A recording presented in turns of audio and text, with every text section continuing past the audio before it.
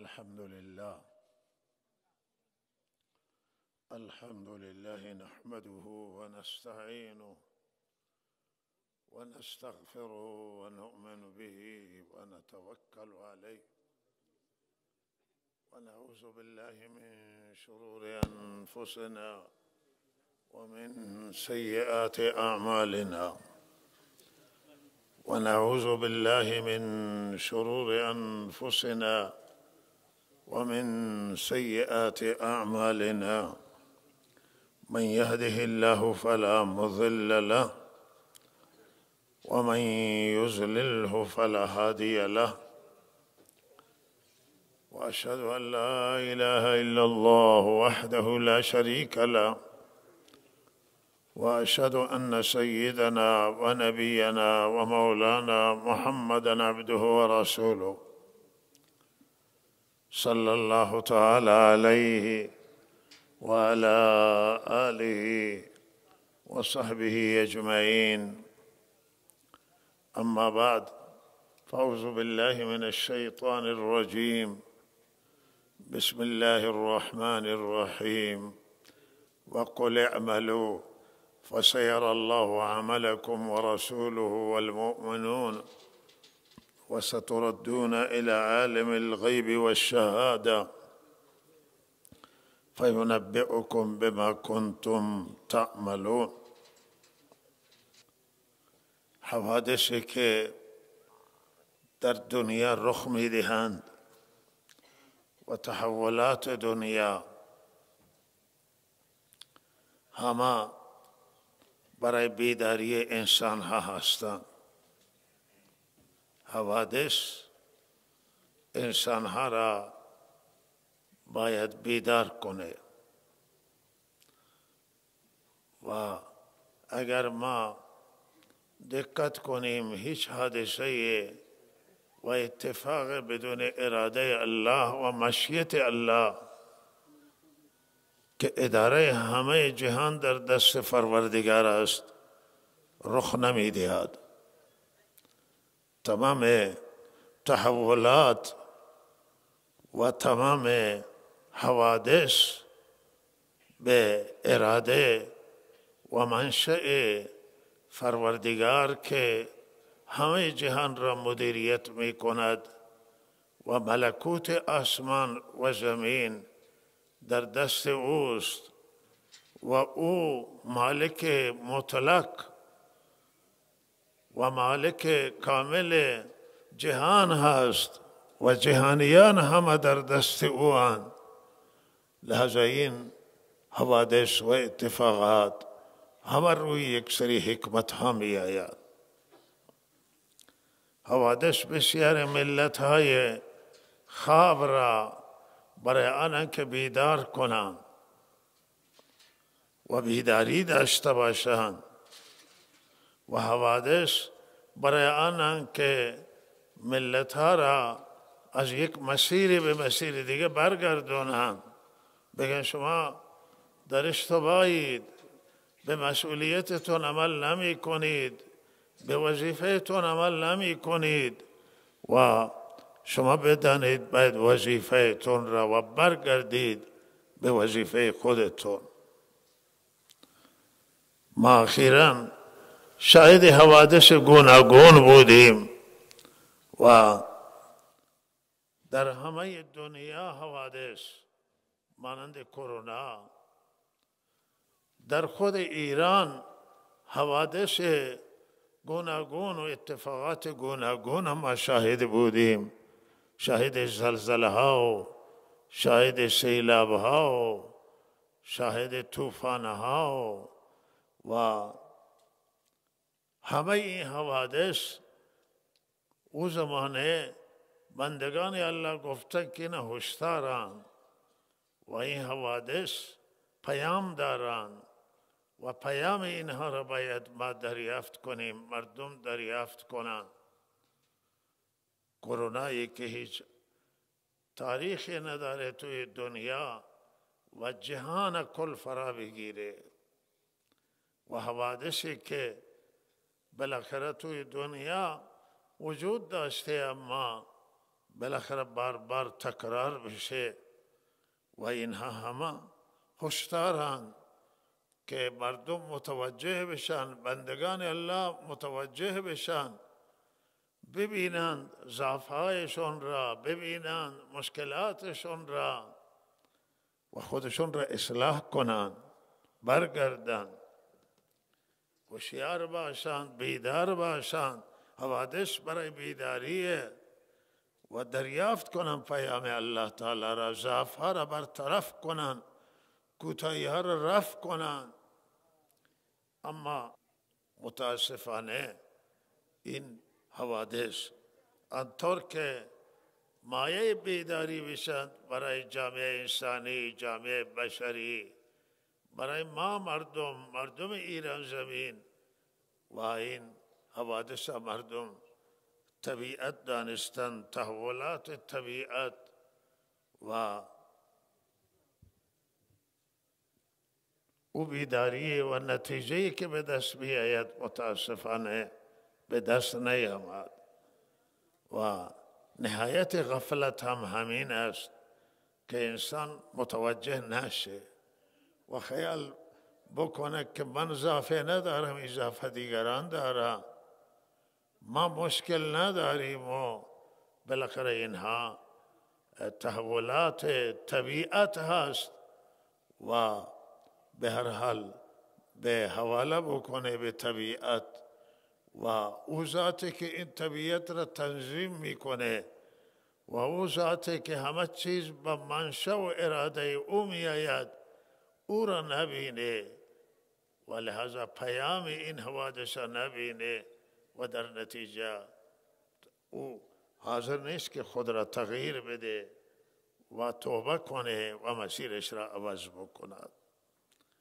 و روی این حوادث پشت سر حوادث بودن و همه پیام دارند تا این مسائلی که اخیراً در کشور ما اتفاق افتاده و در میان خود ما اتفاق افتاده است.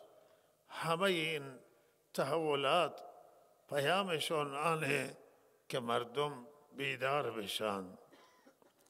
به هر حال مردم به فرائض و وظایف و واجبات شرعی را صحیح و درست ادا کنند و لحاظا به نماز کوتاهی هست، به پرداخت زکات، در امر ادای فرائض الهی و عمل به دین، عمل به شریعت در میان مسلمانان امت مسلمه کوتاهی است.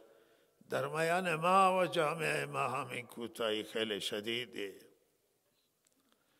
بسیاری جوانان که گرفتار دام اعتیاد شدن، حالا تنها جوان نه، بعض سنشون بالاست، گرفتارن، مشروبات الکلی زیاد شده و رباخواری هست توی جامعه، فساد مالیه، فساد اخلاقیه و فساد های گوناگون توی شهر موجودن، توی استان و منطقه، توی کشور و همه این گناه ها بالاخره اینها مشکلات دارند و مشکلات ها یک علتشون و سببشون همین گناه ها که در جامعه هستند و لحاظا همه شایسته که به نماز برگردن، به مسجد برگردن، به نماز جمعه برگردن، به نماز یومیه و 5 وقت برگردن،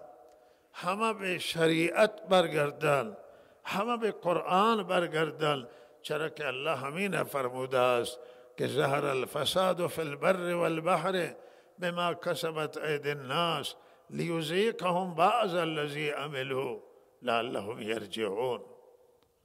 از الله تعالی حکمت این مشکلات را و این فساد را که تغییرات و تحولات که به وجود آمده در زندگی مردم و به کوتاهی و گناه رفتن، به قتل و غارت به وجود آمده و ناامنی به وجود آمده، مظالم به وجود آمدن. همه اینها برای الله تعالی پیامشون آنه که مردم به الله برگردن. این تغییرات و تحولات با جبران میشن و برطرف میشن با رجوع به سوی پروردگار. وقتی که انسان رجوع میکنه به الله معلوم میشه که هیچ مرجع بالاتر از پروردگار نیست و بزرگترین جای رجوع الله سبحانه و تعالی است. همه باید به الله رجوع کنند، خصوصا در وقت مشکلات، خصوصا در وقت سختی ها، خصوصا در وقتی که فشار زیاد باشه، نامنیه، مشکلات، همه مردم به الله برگردند. پیام این مشکلات آنه که کسانی گرفتار دام اعتیادند ترک کنند اعتیاد را، به خدا برگردند، به مسجد برگردند. کسانی که از الله دورند، فاصله داشتند، به الله برگردند. کسانی که مرتکب گناهند گناه را ترک کنند. کسانی که گرفتار غفلتند غفلت ترک کنند و همه کوتاهی حقوق مردم، حقوق الناس گردنشونه، در فکر ادایی حقوق الناس باشند. حقوق الله بگردنه، در حق الله کوتاهی شده است. لذا به سوی الله برگردند و همه مردم شهر، همه مردم روستا منطقه و همه مسلمانان به الله رجوع کنند.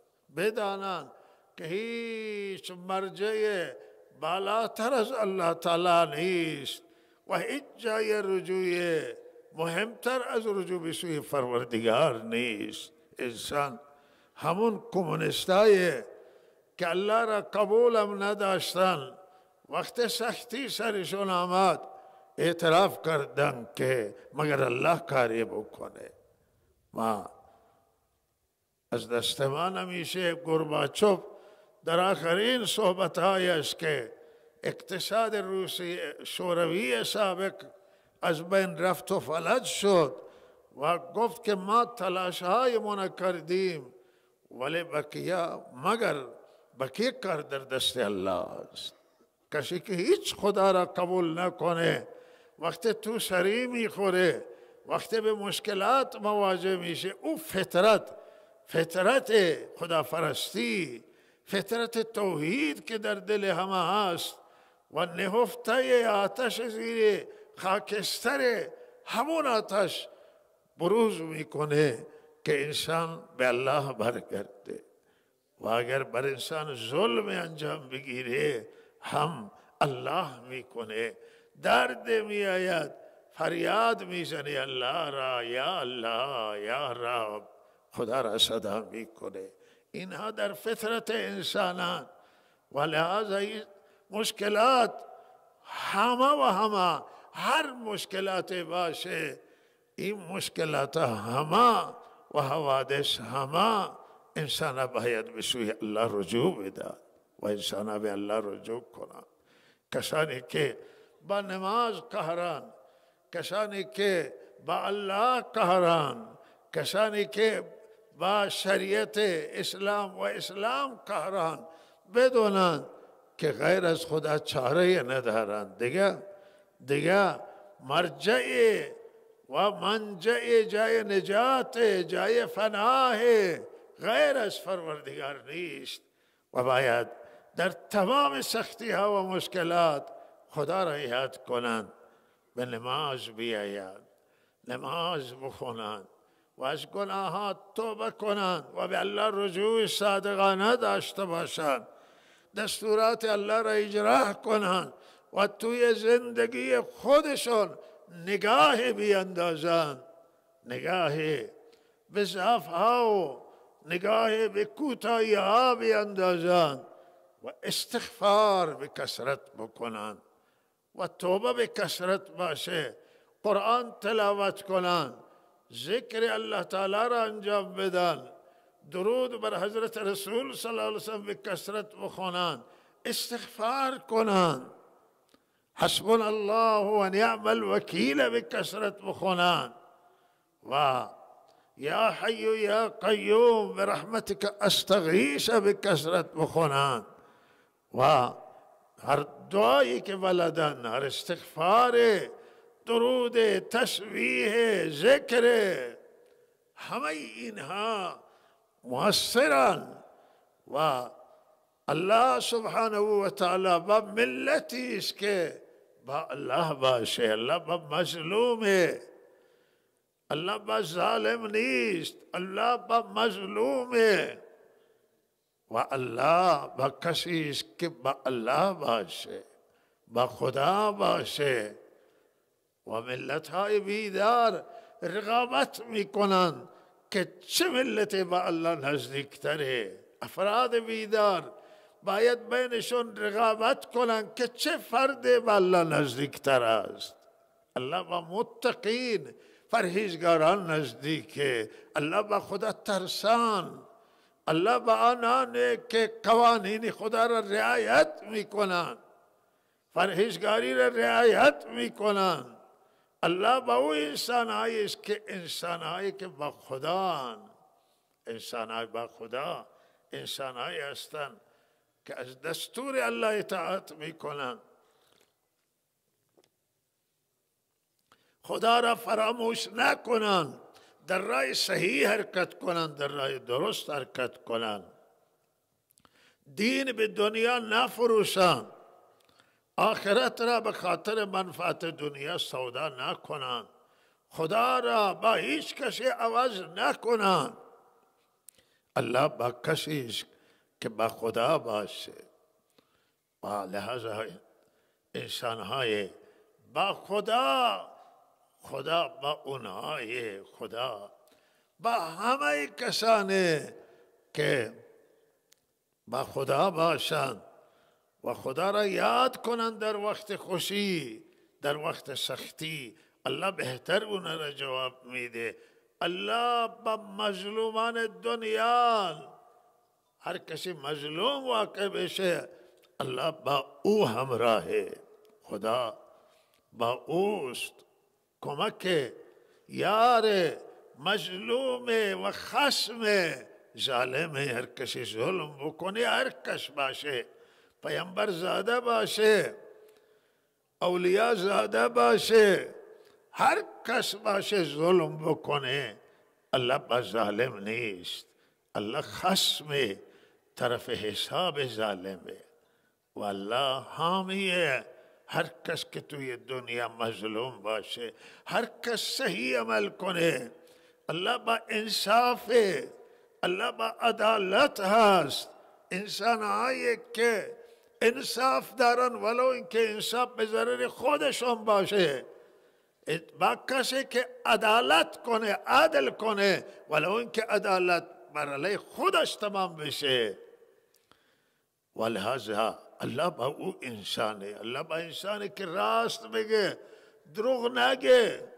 الله با دروغگو نیست، الله با کذاب نیست، الله با خائن نیست. هر کسی که خیانت بکنه، علیاذ بالله، خیانت کنه، من خیانت کنم، شما خیانت کنید، هر کسی خیانت کنه، الله با خائن نیست. الله با کسی که دروغ درست میکنه نیست، با کسی که تهمت میزنه نیست. تهمت هیچ وقت نباید به دشمن زد، نباید علیه دشمن هم دروغ گفت. صداقت، دین اسلام به ما صداقت تعلیم داده. دین اسلام گفته شما شهادت تا به حق بدید ولو اینکه علیه خودتون تمام بشه، ولو اینکه علیه پدرتون مادرتون تمام بشه، علیه غریب و مسکین تمام بشه، علیه قدرتمند تمام بشه. شهادت به حق بشه و شهادت درست بدید. الله با صداقت، الله با ایمان، الله با در راه راست همراهی، نه در راه کج. و الله سبحانه و تعالی صادقان و صداقت دوست دارن و حبیبشون و پیامبرشون صادق امین بودن. همه انبیا صادق و امینن و اینها انسانایی که الله تربیت کرده است. الله اونها را با صداقت، با امانت داری، در هیچ شرایط دروغ نگید، در هیچ شرایط تهمت نزنید ولو که طرف مقابل دشمن شما باشه. حق و عدالت، صدق و صداقت، راستی و یک رنگی اختیار کنید. هیچ وقت دو چهره نباشید. هیچ وقت با دو زبان صحبت نکنید. زبان یکی باید باشه و زبان باید زبان ما از ترس خدا بسوزه وقتی که ما میخوایم خلاف حرف بزنیم. واقعیتا بگیم، مردانگی هم در همینه، شجاعت هم همینه که انسان واقعیت به زبان بیاره، حقا بگه. این شجاعت. شجاعت در نیست که دروغ بگه، تهمت بزنه، زبان کج کنه، دو چهره داشته باشه. الله یک رنگی را دوست داره. توصیه الله به صداقت هست، به یک رنگیه. توصیه الله به اینه که ما واقعیت ها را ببینیم، واقعیت ها را ببینیم، حقایقا درست حرکت کنیم، صحیح حرکت کنیم و واقعیت ها را ما نگاه کنیم. اگر انسان واقعیت نگاه کنه، حقیقت نگاه کنه، صداقت رعایت کنه، انسان توی دنیا خیلی ضرر کم میبینه، ضرر نمیکنه، متضرر نمیشه. عزیزان من، ولهذا این دین ما را به عدالت، دین ما را به صداقت، دین به ما همین تعلیم داده است که ما واقعیت ها را ببینیم و آنجایی که حق به مخالف من است، آنجایی که حق به طرف دشمنه و ولو اینکه دشمن هر دشمنی باشه، ما در هر سطح دشمنه، ولی ما وقتی که واقعیت به طرف اوست و حق به طرف اوست، آنجایی که حق به اوست ما به او حق بدیم، آنجایی که به حق به او نیست حق ندیم و واقعیت رعایت کنیم، واقع بین باشیم، واقع گرا باشیم و تعلیم دینن. و اگر ما به دین عمل کنیم و واقعا دیندار باشیم، این هم توی دنیاست خدا با ماست، هم وقت موت الله با ماست، هم آخرت. و اگر نماز ظاهرا بخونیم اما دین در همین نماز ما منحصر بدانیم، یا دین توی همین مراسماتمون بدانیم، صداقت نباشه، امانتداری نباشه، واقع گرا نباشیم، حق بین نباشیم، این دین نیست. عزیزان من، دین یک ما وسیع و گسترده و فراگیر تمام زندگی ماست و تمام شؤونات زندگی ما باید با دین تطبیق باشد تا ما دیندار باشیم. و الا نماز 1000 رکعت بخونیم، پیشانی ما از سجده سیاه باشه، مگر پیشانی شیطان رنگ برداشته نبود. شیطان آنقدر سجده کرد خدا را که در پیشانی او معروفه که اثر سجده بود، یعنی او اثر سجده که نور نه، سیاهی. سیماهم فی وجوههم من اثر السجود، از اثر سجده پیشانی نورانی میشه و نه این سیاهیه که بعض به پیشانیشو خدا بدانه چه کار کرده که در پیشانی بعض سیاهیه و زیاد سجده کردن یا دیگه چیزی. به هر حال این شیطان هم پیشانیش اثر سجده بود، اما وقتی که تکبر کرد، تکبر شیطان نابود کرد. استکبرت ام کنت من العالین. الله گواه شیطان تو که آدم سجده نکردی تکبر کردی، یا واقعا تو شخص بزرگی هستی. و گفت که نه، من بهترم از آدم، یعنی من در اصل هم اصالتم و اسم خوبم و لحاظا این جایگاه منی که من آدم سجده نکنم. امر الهی را نافرمانی کرد. تکبر بد مریضی است. گردن شیطان تکبر شکست. حسد و کینه بد مریضیه. شیطان بدبخت کرد حسد و کینه که به آدم کینه کرد و تکبر کرد و ابا و استکبر و کان من الکافرین. قرآن سجده الله را انجام نداد. ای تکبر و غرور در دل هر کسی باشه هیچی عبادت برای او هیچ فایده ندارد. او باید تکبر از دل بیرون بکنه. غرور گردن آدم میشکنه. غرور الله تعالی را ناراض میکنه و تکبر، و لحاظا اینها نباید در دل ما تکبر باشه، غرور باشه. و اینها تعلیم دینن و اینها همه تعلیم اسلام. ما توی به هر حال روزهای اخیر تحولات در کشور میبینیم و کشور ما با اعتراضات روبرو هست. اعتراضات مردم ایران. حالا 20 یا 20 خورده روزه که کشور توی کشور اعتراضات و صدای اعتراضات مردم به گوش میرسه. و به هر حال ما توصیه من آنه که این اعتراضات و ببینن و همه ما توجه کنیم که این اعتراضات برای چه توی کشور هستند و کشور با اعتراضات چرا روبرو هست. اگر ما واقعیت ها را نگاه کنیم و حقیقت را نگاه کنیم و خدا را هم در نظر بگیریم، ما میبینیم که این سیاست هایی که در درون کشور هست و سیاست های درونی، سیاست های بیرونی کشور جواب ندادند. وقتی سیاست در یک مملکت جواب نده و سیاست و مشکلات به وجود بیاورد با ناآرامی و با اعتراضات کشور روبرو میشه. و تو ما اعتقاد من آنه و توصیه من آنه که مسئولین واقعیت ها را نگاه کنند و درسته که کشور دشمن داره و ما دشمن و بدخواه داریم و بدخواه ها و دشمنان چنان روزی را میخواهند که بین ملت و دولت فاصله باشه، ملت ناراض بشه، تحریک هم میکنه دشمن.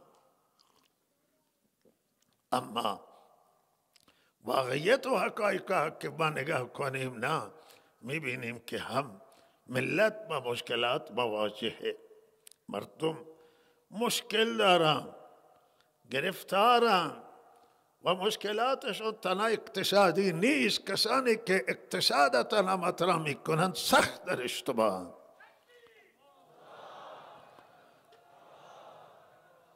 درسته اقتصاد و معیشت یکی از مشکلاته، ولی مشکلات سیاسی موجوده در کشور، مشکل آزادی موجوده.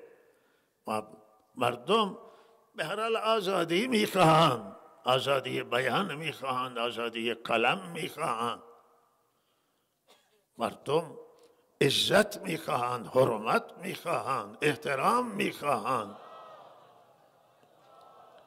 بشر انسانهای بیدار و بنده شکم نیستن، غلام نان و پول نیستن و حرمتشون را میخوان، عزتشون را میخوان، آزادیشون را میخوان. و یک چیزی که توی کشور من هست، این تنوع قومی، تنوع مذهبی و ادیان هستند و گرایش های مختلف در ایران اسلامی است. این گرایش‌ها و این تنوع چیزی که الله این خلق کرده و الله میپسنده. الله تنها ذات یگانه واحده و متفرده، لا شریک، مثل نداره. دیگه چیزی الله اینجا پیدا نکرده که مثل داشته نباشه. دیگه فردی الله پیدا نکرده. همه تنوع هست. همه خلقناکم ازواج الله می فرماید. اشیاء را که پیدا کرده هم میگه من متنوع پیدا کردم. اگر همه یک چیزی باشه انسان خسته میکنه از دیدنش. همین گل که الله درست کرده، چقدر این گل متنوع، چقدر این درخت ها متنوعن، چقدر این سبزی ها و بهار متنوعه، چقدر انسان ها، همه انسان ها که اینجا نشستن چه اندازه رنگ های مختلفن، سلیقه های مختلفن و نژادها و خانوادگی مختلفه. انسان الله زن و مرد آفریده و همین هم تنوعه و این تنوع را باید همه ببینن. تنوع را باید دید. سیاست درست آنه که باید همه دیده بشن. همه اقوام ایرانی، همه مذاهب ایرانی، همه مذاهب اقوام که توی دنیای دیگر، همه ادیان و همه اینها در حیات طیبه یا حضرت بودن. و چه احترامه. آقای سلمان از ایران بود و او را حضرت فرمودن که سلمان من اهل البیت. سلمان اینجا کسی نداره، او از اهل بیت ماست. چه سیاست و درایت. سلمان حضرت با خانواده و با اهل بیتش ملحق میکنه و غلامان دیدن، کنیزا را دیدن، ضعیف دیدن. او سیاست صحیحه که همه را ببینه. همه آزادی دارن، آزادی فکری، آزادی مذهبی، مذهبشون آزاد بشه، فکرشون آزاد بشه. یکی دستا میبنده و نماز میخانه، یکی دستا باز میکنه. توی همه مذاهب چقدر مثلا یکی در تکبیر افتتاح دستا بلند میکنه، یکی در رکوع که میره هم دستا بلند میکنه، در رکوع سر بلند میکنه دستا. این همه تنوع، این تنوعات فقهی، این تنوعات برداشت از دین اسلام، این همه تنوعات کسی نظامی که اینها را ببینه، حاکم باید اینها را ببینه، همه را آزادی بده. تکبیر. نگه که این درویشه، این چه کار میکنه، این برای چه فلان باشه. و تو همین کشور ما چه بلای بر سر درویش در آمد و درویشان یک برداشت دارن، برداشتشون ولو اینکه نادرست باشه از اسلام، ولی ما چه کاری داریم با اونها؟ خودشون جواب الله را میدن. و اهل سنتی هر جا باید نماز بخونه، هر جا باید فرزندانش را تعلیم بده، آزادی داشته باشه. شیعه هم فتاوای مختلف دارن و بالاخره همه اینها باید همه جای دنیا آزادی داشته باشه. و آزادی بعد سیاسی برداشت مختلف در مسائل سیاسی است. آقا کسی آزادی بیان داشته باشه، بیان بکنه، زنگ نزنن که آقا تو فلانی و بهمانی های. این نادرسته. یکی بالاخره چیزی می نویسه بیان، سانسور در کشور ما، بیان در کشور ما، اینها مهمن، نه اقتصاد. اقتصاد مهمه، اما اخیرا سیاست در آن بود که همه از مشکلات بیارن توی اقتصاد، مشکلات توی معیشت مردم. مردم دیگه مشکل ندارن، معیشتی و اقتصادی. این اشتباه بزرگی است. مردم دیگه مشکلات دارن، توی کشور مشکلات موجوده. لحظه این مشکلات باید ببینن، نگن بزرگان و مسئولان نگن که اینها تنها خارجی هستن. خارجی هست، نفت نمی کنیم، اونها از خدا میخوان، ولی مشکل درون مشکلات موجوده. این قوانین، این برداشت ها، این که ما فیلتر درست کردیم و نگذاشتیم که دیگر اندیشان وارد بشن توی سیستم، توی ادارات، توی مجلس، در صحنه ریاست جمهوری.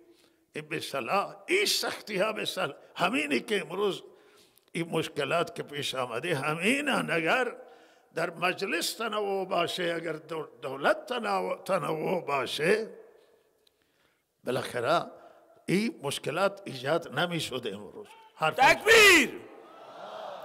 ما گاهی بعضی از همین توی مدارس و کارایمون بعضی میبینیم که افراد منتقدن، بعضی دوری میکنه میگه نه، ما میگه که شما یک دست نباشید، از تفکرات گوناگون، از سلیقه گوناگون بگذاری سلیقه حرف بزنه، سلیقه دیگه بگذاری تفکر در دیگری در من شما باشه حرف بزنه.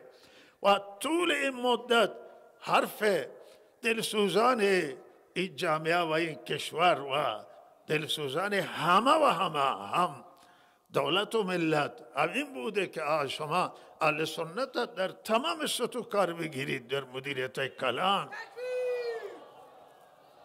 در مراکز قدرت از اهل سنت کار بگیرید، نه تنها از اهل سنت، از هر طیف کار بگیرید. من نامه همه آقای مرسی که پیروز شده بود در مصر، نامه بنده برایشون نوشتم. من گفتم شما توی حکومتتون شیعه بیار، مسیحی بیار، لایک بیار، او کسی که دین قبول داشته نباشه یک طیف نکن که تو با مشکلات مواجه میشی. همه طیف را بیار، هر کسی حرفش را بزنه، هر کسی صحبتش را بکنه. ندانستم که نامه را ما فرستادیم بهشون رسیدی یا نه، ولی این همه باید دیده بشه. کشوری است، توی کشور دیندار هست، بیدین هست، توی کشور کسی است که نماز میخوانه، کسی که نماز نمیخوانه، همه ملت ایران هم. همه ملت یک کشور. ایران من همه حرف در افغانستان زدم. افغانستان طالبان من توصیه کردم که این مدرسه نیست، این مسجد نیست، حوزه نیست، اینجا هر طیفی در افغان هست. افغان دیندار است، افغان دین نداره، افغان مسلمانی، غیر مسلمانی. شما وقتی میخواید اینجا مدیریت کنید برای تمام طیف ها را ببینید، بیارید اینها را با خودتون هم کاری بگیرید، نزدیک بکنید.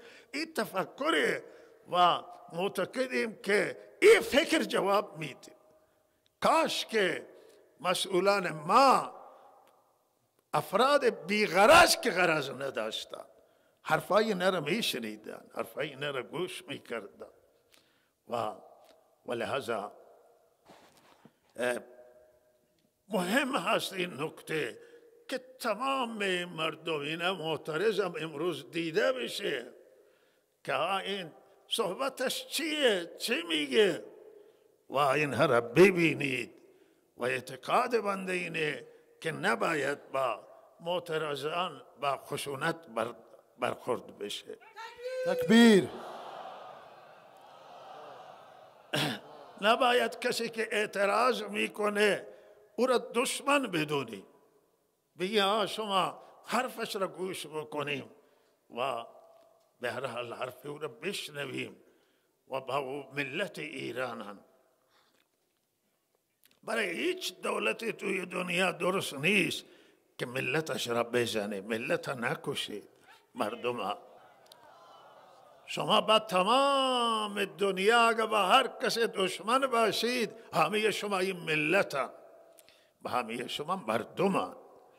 ولی اگر مردم از دست هر حکومت بده، بعد همیش که میشه. این ملت باید نگهداری کنید، این ملت باید حرفشون بشنوید و با این ملت کنار بیایید. من بودم کاش که دست من قدرتی بود من با مردم کنار می آمد، کنار مردم ایستاد.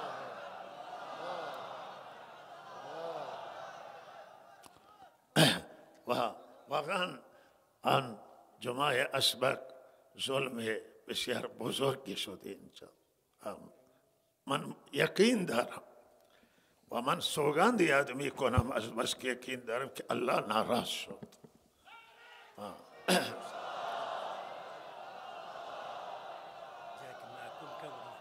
چرا که ما توش نبودیم، ما اینجا بودیم، جایی نبودیم، ما دیدیم که اینجا چیزی نبود که بالاخره ریختن خونها را مباح کنه و این انسان های بیگناه این تبعات داره پیش خدا. ما که توصیه کردیم مردم و ما از این مردم شکرگزاریم که گفته امنیت حفظ بشه، امنیت به هم نخوره و جنگ نباشه توی استان که دیگران از هر طرف بیایند و استان در دستخوش ناامنی بشه. این منطقه مرزی هست و اینجا شرایط خودش را داره و ولی گفتیم که ما حرف میزنیم، صحبت میکنیم. الان صحبتی که میکنیم صحبت هم میکنیم، بعض هم صحبت خیرخواهانه و دلسوزانه هست حرفه، ولی این مظلومیت این مظلومان، آه این مظلومان، الامان از آه مظلوم. ما دیدیم که آه مظلوم همون نابود میکنه.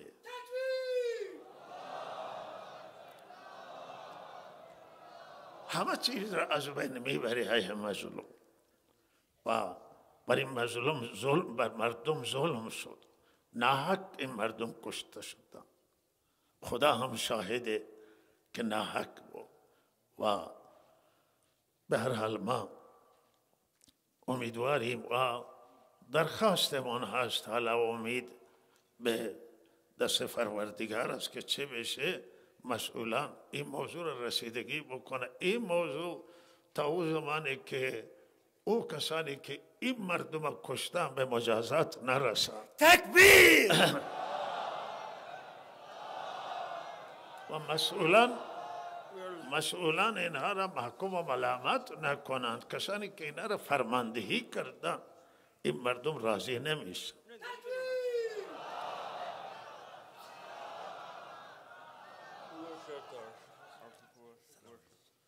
و ما امیدواریم که آنچه که توی کشور ما پیش آمده مایه خیر باشه، خیر باشه برای مملکت، خیر باشه برای کشور و الله کمک کنه روی این مسائل و همه ما خواهان تغییرات در کشوره.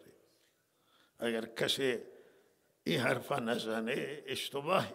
همه اکثریت ملت، عموم مردم خواهان تغییرات در کشور. تکبیر! و مسئولان اینه ببینم، بزرگان که در راس کشور هستیم، ملت صدای ملتشون بشنوان، صدای مردم بشنوان و به خواسته مردم تن بدن. تکبیر! نه به خواسته اقلیت. معتقدم که خواسته اکثریت و لحظه به این تن بدن. هم خیر دنیا هست هم خیر آخرت و امیدواریم که این شهدای عزیز را الله تعالی درجاتشون عالی بگردانه و بلند بگردانه و شهدا را الله تعالی